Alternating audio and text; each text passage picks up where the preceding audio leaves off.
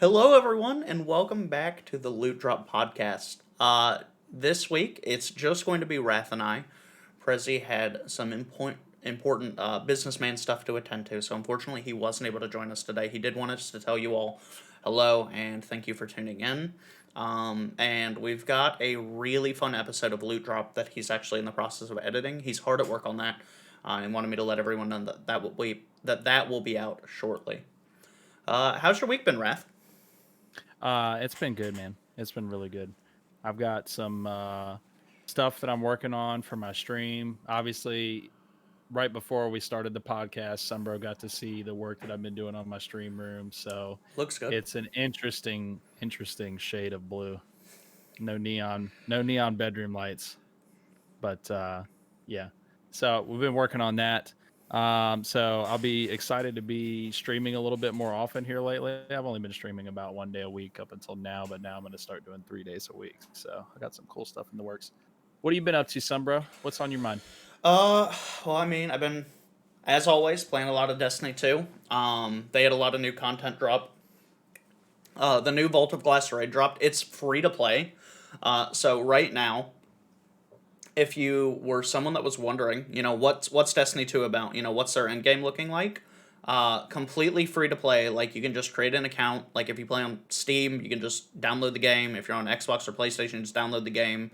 And I believe if you're on console, you don't even need to have like their subscription to the live service, like to connect to their whatever network, because it's a free to play game. You should just be able to access it. But you can literally play and experience Destiny's first raid ever released back in, like, I think 2014. They released VoG in Destiny 1, and they made a couple changes to like kind of refresh it and bring it up to date. But the loot's really good. The weapons that are dropping in it are like super fun and unique. I got the during the first weekend on like my third run of the raid. I got the raid exotic, so that's been fun. But I'm having fun playing with that, and I'm excited to hear some of the changes that Bungie's making, like they're nerfing stasis in the game. So the reason they're nerfing it is like a lot of Destiny is about movement, and like mastering like your movement abilities with your character, and stasis is just lull get frozen in place, and they're nerfing that across the board, and that update hits this week. I think on Thursday. That's going live, and they're really putting it in the ground, which should help balance it out and make it a lot more fun to play. Um, what games have you been playing? Well, before we get onto that, I got a question. So I remember when I bought my first PlayStation 4. Hmm. I bought the Destiny White Edition PlayStation 4. The first Destiny came with it. Yeah. Really nice looking console. Got to play a lot of Destiny. I don't think we ever got to play together because it didn't have crossplay. Hmm. But I think I got to like level 18 or something like that before I moved on to playing a different game. It might have been Dark Souls or something like that. I don't remember. Hmm. But what I'm curious about is I recognize a lot, like the Vault of Glass, obviously I recognize because that was in the game when I played it. What's the mindset? Like they're bringing a lot of old content back, and what's old is now new again in Destiny world. So what's the mindset there? Like as a Destiny player, what makes you want to pay for that DLC? Is it like a nostalgia thing, or have they updated it, or like what's that like to you? Well, so what they did is like Destiny 2. Like I think at one point was like 150 gigabytes or something like that, right? It was getting to be like a really big game from all the game files, and so Bungie came out with what's called the Destiny Content Vault, the DSV, sorry. And so they took content, and they didn't just do this willy nilly. They looked at like player metrics, and they were like, what percentage of players is touching this content, and how often? And what they found is that like 0.03% of players were like going into the original raid from Destiny 2, Leviathan. So that got vaulted. Like, and they vaulted like several planets, like several destinations that you as a player really didn't have a reason to go to. And they did that so they could reduce the overall game size, and so that they could make it so that they could be a little more nimble when it came to like applying updates and that kind of stuff. As far as like playing, and with it's worth noting that like Bungie, when they are bringing stuff back from D1, it's usually not like headliner content. It's additional content on top of what they've like this season. There's a whole new 6-man activity, right? They have a new exotic armor piece for every character. They have a new exotic weapon that you get with the season. They have a whole host of new weapons tied to the 6-man activity. Um, and then when they brought Vogue back, it wasn't like they copy and pasted it into Destiny 2. They actually refreshed and updated some of the mechanics to just give it a little more life, like in today's sandbox, and then updated the weapons so that they had new perk combinations and that there were new perks. And there's even still more coming. Like there's I think it's called the Master Mode, but there's a higher difficulty coming here in the next couple weeks for Vogue that'll have its own unique loot pool of like time lost weapons is what they're called, but like that's also coming. Um, but I just love playing Destiny like across the board. So I used to just play PVE, um, and in Destiny 2, like when they brought like Luna's Howl, Not Forgotten, and that stuff, I kind of got into the PvP side of Destiny 2, and that's been what's really like held me over consistently between content is playing the PvP and experimenting with weapons and finding what feels good to me. I feel like they've got a Disney Vault thing going on. Do you remember like when we were younger watching the commercials where Disney would be like, "We brought We're re-releasing the Cinderella. Princess and the Frog out of the Disney Vault." Like they had the original film reels locked up in cold storage and in Yeah, iron vaults, right? yeah. Yeah, I feel like Destiny's doing something Well, similar there. no, they 100% are. So Mhm. so they're literally like they have a new tab, um, in the main game menu. It's called I think it's called Legacy, or yeah, I think it's called Legacy, and that's where the Vault of Glass raid is. It's not tied to a location. Like you only access the raid through that. And I think after a couple seasons, when they're getting ready to bring out something else, from Destiny 1 that they've kind of reworked a little bit, they'll pull out Vogue and they'll drop that new bit of content in there. And it just keeps the game fresh. Like if Bungie were only doing that, that would be a problem. I feel, like if they were only dropping old content into the game, they would be like, guys, come on. But like the fact that they're dropping that content in tandem is it's just more activities for like us as the player to do, right? It's just more stuff to do, which in a game like Destiny, like it's not a bad thing. Yeah, I mean, it all I had heard about was Vaulted Glass, so I'm glad you cleared that up for me because it sounded to me like they were just recycling content. But I guess it's really just the cherry on top of the new content that they're Yep, releasing with. one hundred I got you. percent. Well, and again, like even with them re-releasing it, right? They changed mechanics, like Right. from Destiny 1 to Destiny 2, and they changed encounters so that like a lot of the parts felt modern, like for that game sandbox, if that makes sense. Like it didn't feel like I was playing something from 2014, which I was surprised by, and I was like relieved for because going in I was a little concerned that it wasn't going to hold up, because since then they've released several raids, right? They're deep into their cycle of like releasing new raids between the first game and the second game, and they've done a lot of iteration as far as like encounter design and enemy design, this, that, and the other.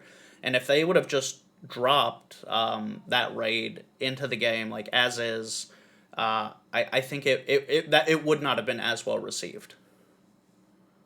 So, does Bungie still have their hands in Halo? No.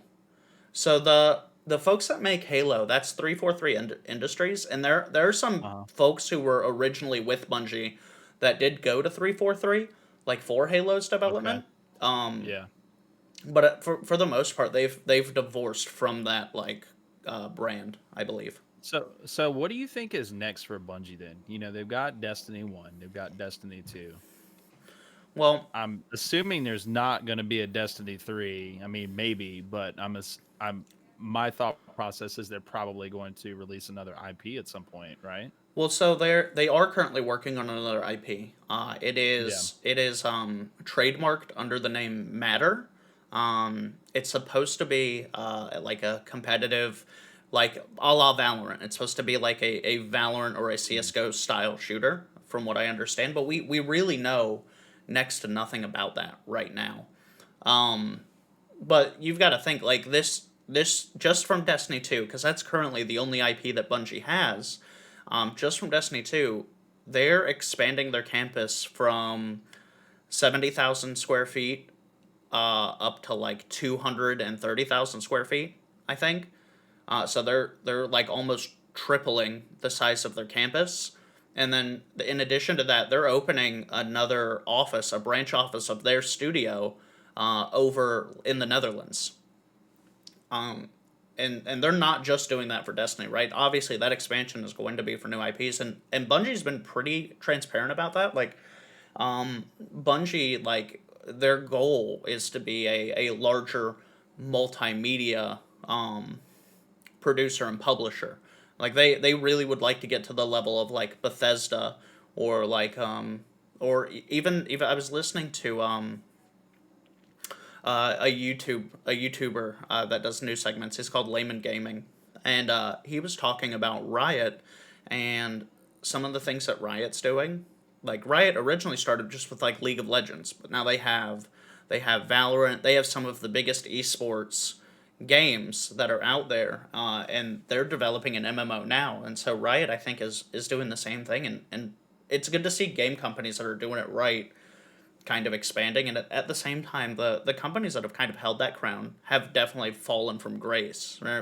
When you think of Blizzard, it's not like when you and I were teenagers, Blizzard was the gold standard for gaming, and we talked about this. Man, that's changed so Seriously much. though, like when we were teenagers, right? Even not teenagers, like when I was like 20 or 21, Diablo 3, like before it was getting released, the hype around that game just because it was a new Blizzard title was insane. Insane. And then it Yeah. released and it wasn't met well, right? And they went back to their drawing Right. board and they brought it like up to snuff. But like as far as the Diablos go, Diablo 3 is the worst received one. I don't know. I think Diablo Immortal may be the worst received one. You remember that guy Is this getting up some there? kind He's of like, poorly timed April Fool's joke? yeah, he said, "Is this a out of season April Fool's joke?" And he said that with the best Conviction. poker face in the Conviction. world. I mean, that man was serious. The And thing I don't then, understand how the developers at that show couldn't read the room. Like imagine having the stones to go, "Do y'all not have cell phones?" Like that's your response to that. Like your core PC gaming audience is like, "Where's our Diablo 4 news?" And you're like, "We made a mobile game." well, I really think that that company at some point just completely derailed from understanding their client base. I don't think that's it. I think Blizzard used to be a developer, and I'm not a developer. I've never developed a game. I'm just a gamer. I just play them. But I do read the news, and I do try to keep informed about what's going on. And you used to hear stories like with Blizzard. Blizzard would develop a game like almost to completion, and it wouldn't meet their standards, and they would just scrap it. They just throw it in the bin. Whole game, right? And they'd start over from scratch. Like that's literally what happened with Overwatch. That's how Overwatch came out. I think Overwatch was supposed to be an entirely different kind of game. They literally scrapped it and they took what they had and they made the hero shooter Overwatch.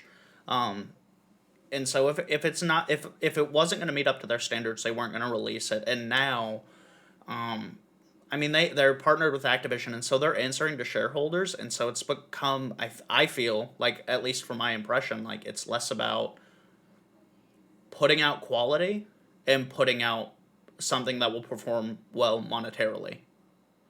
Yeah. But I guess what I'm getting at is that they really should have they should have had some more subterfuge, I guess, with that announcement. I don't really know if that's the right word to use, but in my mind, what I'm thinking, right, Hmm. is that they should have announced that with Diablo 4 or with the Diablo 2 remake. That way, they weren't sitting there with a full panel of disappointed PC gamers, because Blizzard's core audience is a PC gamer. They've moved on to they've got Diablo 3 on consoles But and it things like still that. is. But Yeah. it's Yeah. still like Yeah. PC gaming is where Right. Blizzard made their start, and it's where their core Mhm. is. You don't buy an Yeah. Xbox so that you can play the new Diablo. Right. You might Yeah, play I the new mean, Diablo on your Xbox, but you don't go out and buy a console yeah. specifically to play that game. Well, other than Overwatch, Diablo is the only game available for consoles. I mean, you think about StarCraft, that's PC only. That's super fair. Yeah, WoW, Warcraft. that's PC only. Warcraft 3 and before, Yep. PC only.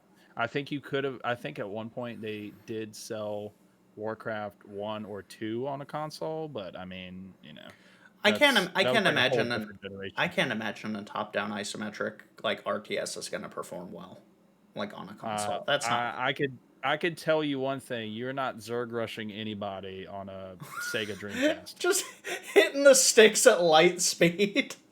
Yeah, that's not happening. Oh. So even if they did put those games on a console, they're just not meant for a console. I mean, there are some companies that can do anything and get away with it, and it works for them. And I think in Blizzard's case, that's just not them. If they I wanted to go now publish strategy, I will say that Diablo performed better on a console than I thought it would. well, yeah, but that they built that game from the start. The problem is most of their IPs are not even it's not even in the wheelhouse of that game to be optimized for a controller. It's Yeah. just not. Yeah. So I think that Blizzard is struggling with being absorbed into Activision. It's just to me, Blizzard was always, like you said, the gold standard for games, and then Activision is, just like EA and some of these other huge gaming companies, the poster child for horrible game development, crunch times for the developers, etc. So I don't know. I hope they get it together. I hope when Diablo 4 comes out, it just is the best Diablo ever in existence. But Diablo 3 was really disappointing for me. As a gamer, obviously, like I get disappointed. Like if I hear a game's been pushed back or something of that nature, like obviously I'm disappointed. Um, but like as an adult now, like especially someone that works in like a 9 to 5, you know what I mean? Um, I always have an appreciation like when you don't hear those stories of like crunch and like employee abuse Yeah. from employees. I follow a lot of Bungie developers on Twitter just to, like it's interesting to see like what are the personalities like behind the people that are like making the game I like. And they'll be like, "Lol, we're doing our like office sushi lunch," and like during COVID they were still having like office just team stuff, right? Like not even like team building exercises or anything like that. They were literally just having like make your own sushi, like Zoom calls, like a company wide, and they were having everyone come and just like with social distancing, like get these kits, take it home, hop in the call, and then like make sushi together, and like that's how you're spending your company payroll. Or like someone just tweeted out the other day, they were like, yeah, every Friday for 2 hours, like Bungie employees just get to play Destiny 2. And they do that so that they can see how the game is playing from the eyes of like the average player. Because it's good to see like a lot of like you would think if you spent all day working on something that you wouldn't want to touch it when you go home, but a lot of Bungie developers play Destiny 2 like in their free time, like a lot of them.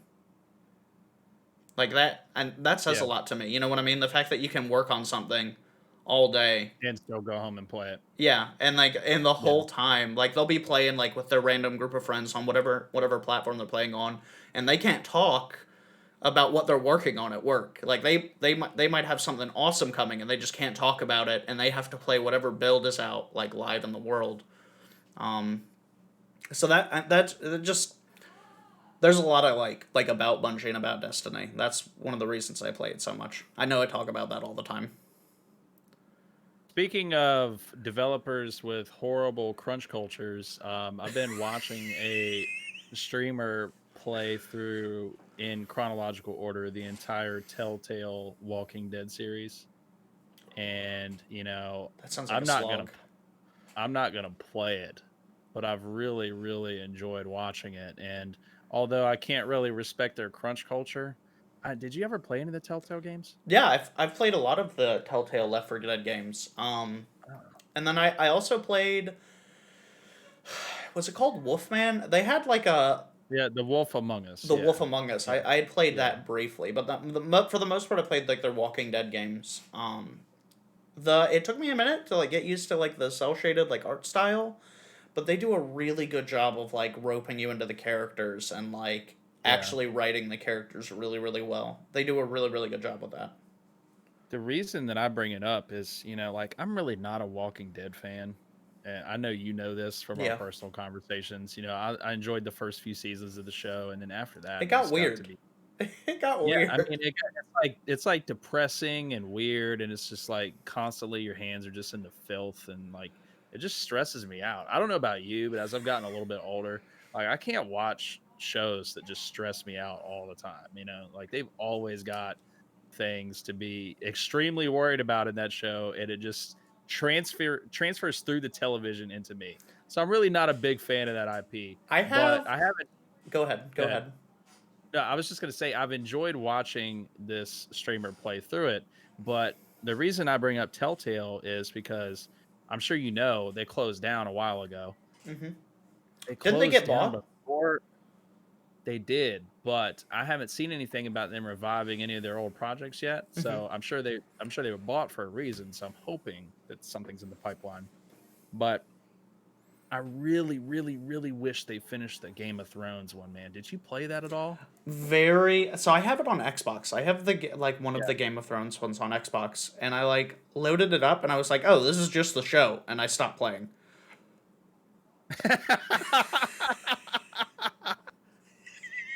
I Like wish that literally, they it was like Hey, 5 minutes. Like 5 minutes in, I had a scene that was. I was like, I recognize this. This the is Red just. Wedding. Yeah, it's literally one for one. It's just the show. To me, I really, really wanted to explore the storyline of House Forrester. I mean, Game of Thrones, it's like up until season 8, which is obviously horrible. Yeah, How do you feel cringe. about the spin-offs? There's Uh, like you know, 10. There's like 10 spin-offs currently in the works. I think it's a valuable IP. I'm okay with the spinoffs, like the money hungry I hope they don't corporate suck. production companies. That's all I'm They're saying. gonna go. Yeah, but so this is what I'll say. If these companies are so greedy to just milk that franchise for every single drop they're going to get out of it, I think they're going to take a lesson from what it was like to have David Benioff and DB Wise in charge of that show. Because I don't know how much you paid attention to the fallout of season 8, but they came out, I think it was a year afterwards. And I don't think that they apologized. And please, no one take this as fact because this is me reading something. No, I'm pretty sure they were like, we did the best we could with what we had. Yeah, yeah, yeah, yeah.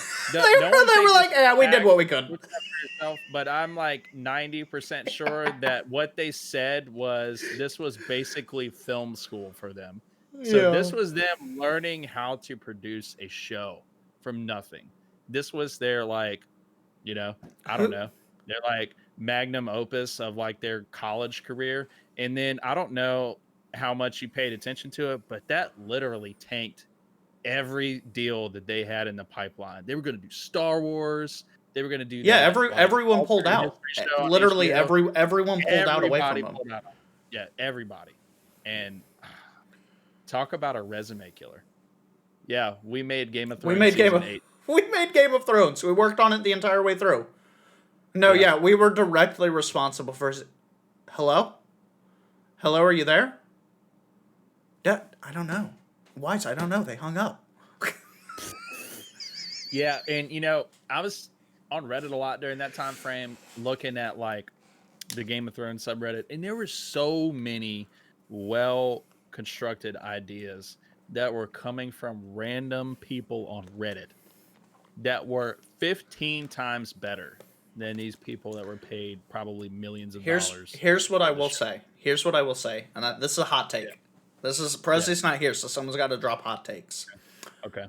I liked the ending of season 8, but it was not a Game of Thrones ending.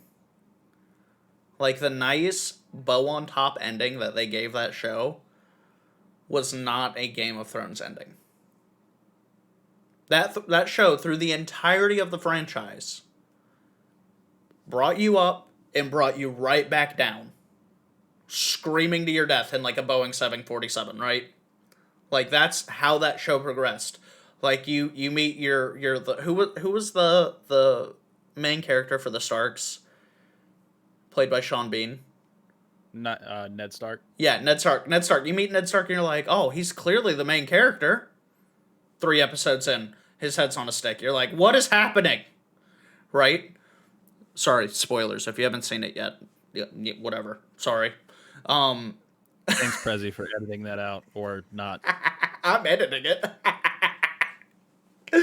But like that's how that show progressed, right? Is there was never just a nice clean ending. And that's what made that show so good, is that it had the reality of like very rarely in life will you get to have your cake and eat it too, right? And that's how it was in that show. Like for a lot of the characters, like there were like everything was a little bittersweet.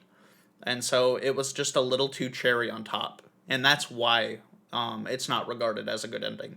I did like how everyone ended up. I liked how the story ended up for everyone, but like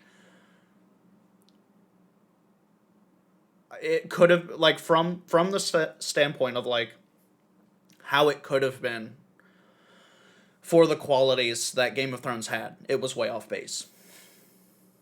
If that makes sense. Yeah. I guess my biggest issue with season 8 is they made the decision to give it an abridged season, correct? They cut it down from a 10 episode format to a 6 episode format. And I think that was the mistake. It was there was too much and too little. There was too much to convey and too little time. Like that was and you're 100% right, because there's in the other seasons there was time for the episodes to kind of breathe and rest and for things to transpire.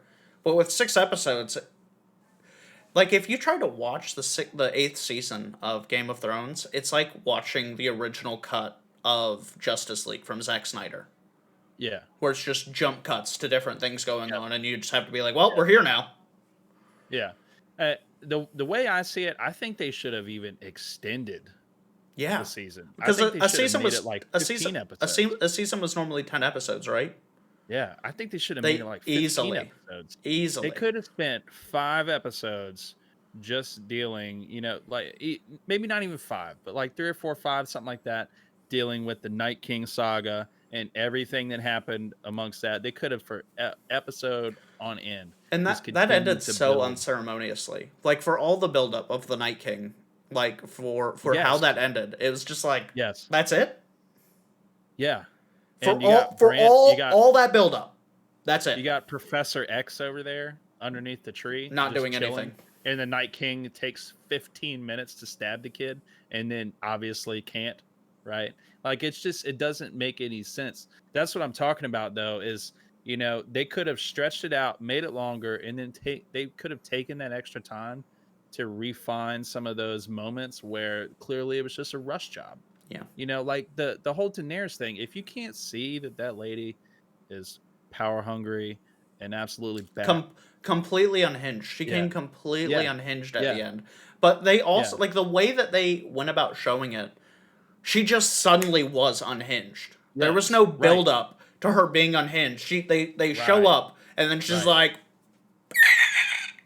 burn everything, right?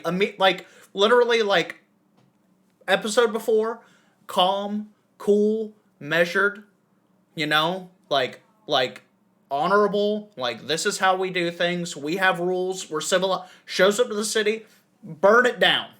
Burn all of it down. Like that. It was really funny to watch you just now because your RTX voice cut out your banshee screech, but I know exactly what sound you were making. Did it cut it out on your recording too? Because if it did, I'm gonna make it for you. All right. It For probably those of did. you that didn't hear it, here you go. It got your sound too. Ah, that's so funny. I just heard it for a second and it cut it. All right, here, let me try again. No, All right, you ready? it's set to cut incoming noises too. Incoming too? Are you serious? Man. So that if I'm on stream and someone's mom comes in and starts beating them with a wire hanger, I don't have that audio. I mean, I don't know why you wouldn't want to have an audio of that. That's content someone else is giving you on a silver platter. Did I ever tell you? So just on that line, so I was playing Overwatch one time. This is back when I played Overwatch, right? And we're playing with this random kid. And on the comms, right? This on Xbox, but on the comms we hear, "Hey, why ain't you vacuumed yet? I told you always playing this game. You can't do the one thing I ask you to do."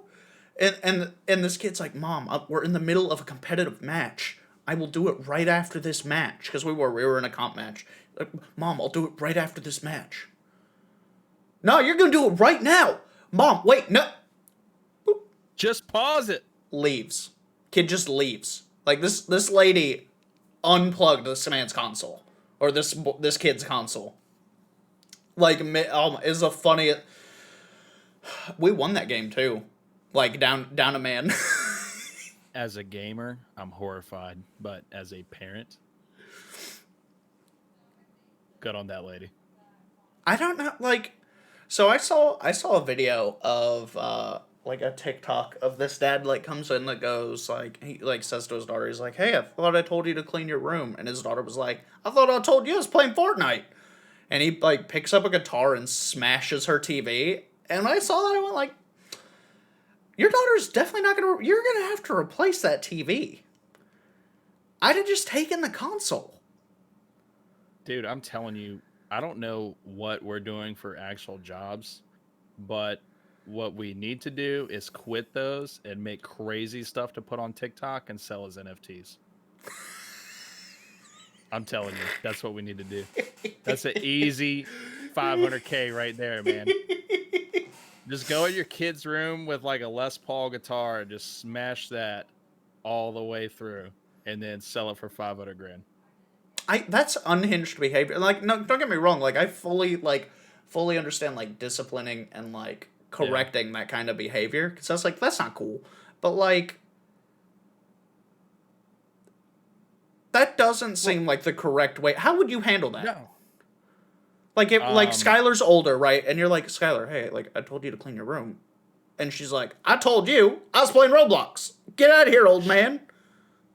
Bro, you haven't seen her in a long time. She's like that now. I can't picture that. She's so nice. No. She gets all of her qualities from her mother.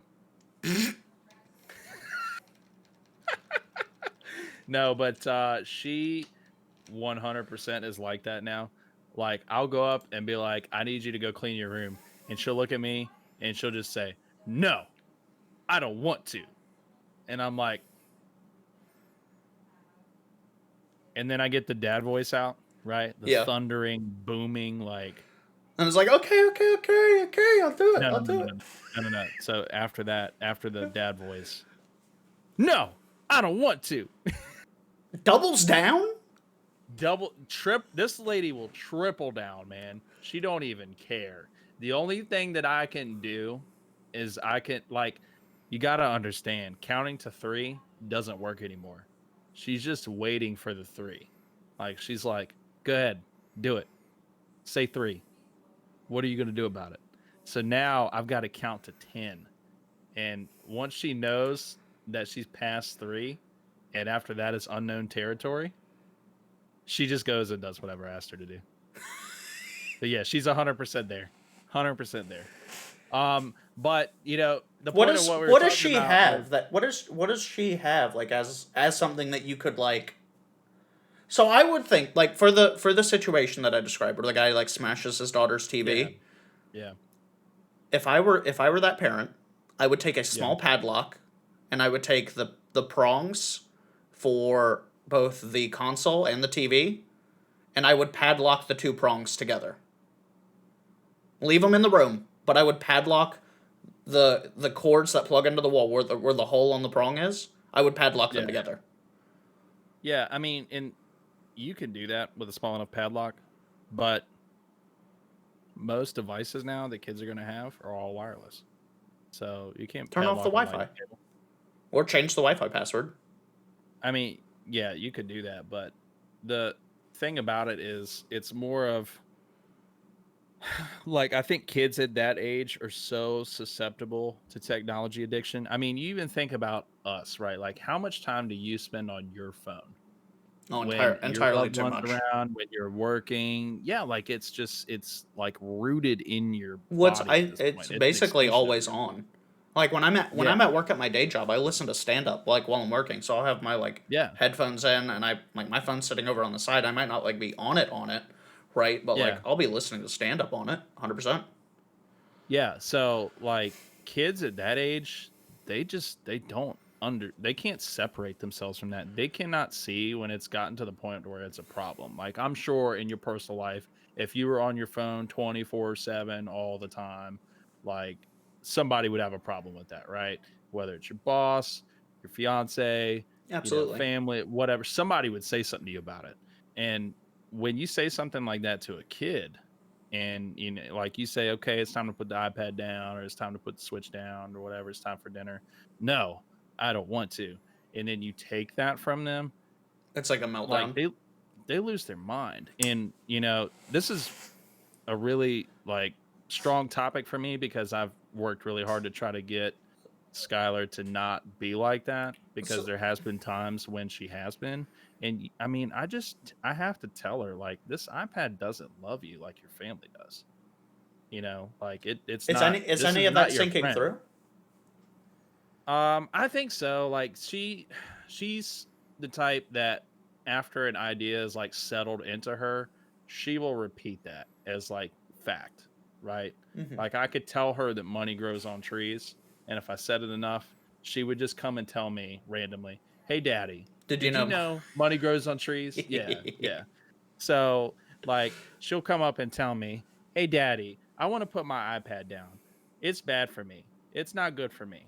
I don't want to watch it right now."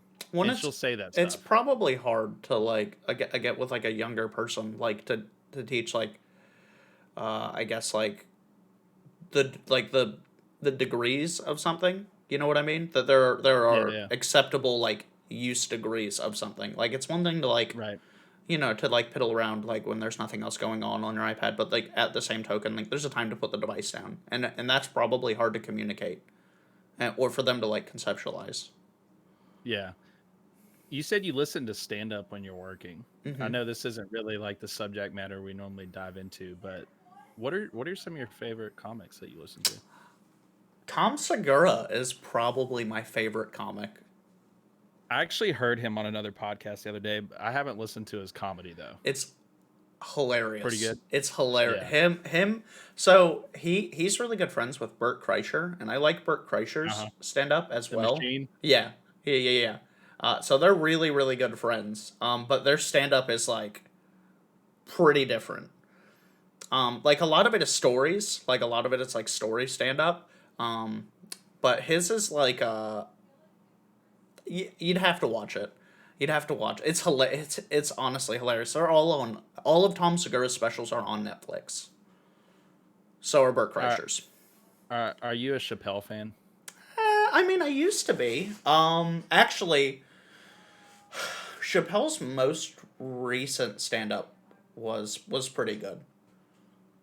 His most recent special was pretty good. That dude is a master of making fun of things that are just not acceptable to talk on television ever. he was I think I'm pretty sure it was him. He was talking in his most recent stand up. He was like, yeah, like I told my son, like if you're ever at a party and you're not safe to drive, look, no questions asked. You just call me and I'll come get you, right? And so this happens. And he's like, well, tell me where you're at. And so son's describing this party. And he was like, hold up, son, I think we're at the same party.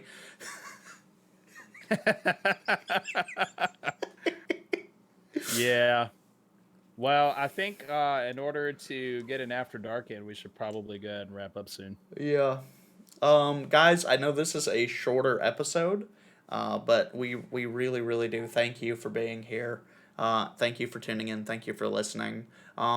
The listening numbers, like from direct podcast sources, this will be uploaded to those as well. That might take a little bit longer to get those uploaded there. This will be uploaded to YouTube first. But thank you guys so much. Raph, where can people find you on the internet? At Rathagen everywhere. But I don't do anything on social media, so just come see me on Twitch. Yeah. I mean, I make fun of Sunbro for being a boomer, but I'm actually older than he is, and I just never post anything. Sunbro, I don't know if you saw this though, but I did post a really dope picture of me photoshopped onto Kratos, and you got to see it on Twitter. I'll look for it. You got to see it. Yeah. We'll see you guys back for the After You can Dark. find me at Rathagen. Yep. Find him at Total Sunbro, and you guys have a great night. Take care.